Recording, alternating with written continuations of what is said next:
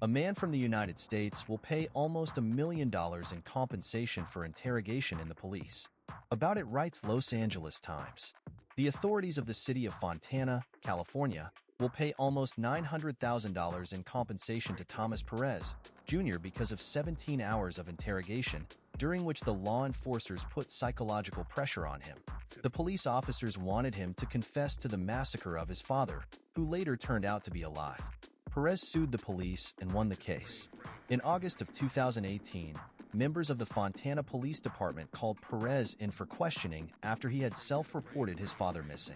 They told the man that his father's body was already in the morgue and tried to get him to confess to criminal acts. When Perez pleaded not guilty, police officers tried to convince him that he had forgotten about the crime. The investigators then brought Perez's dog into the interrogation room and told him they would put it to sleep. They also took the man to a construction site where they demanded he look for his father's body.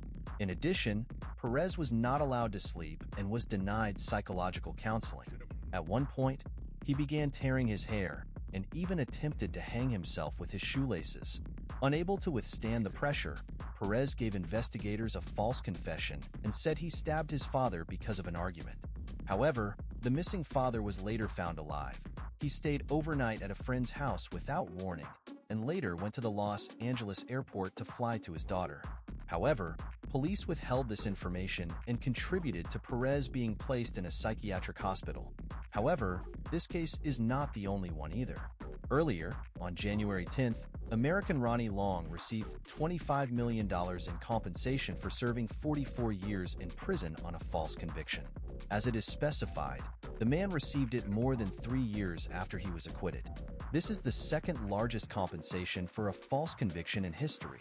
Long was released from prison in 2020. His conviction was overturned after state authorities, amid protests against racial violence, filed a motion in federal court asking the court to reconsider the sentence.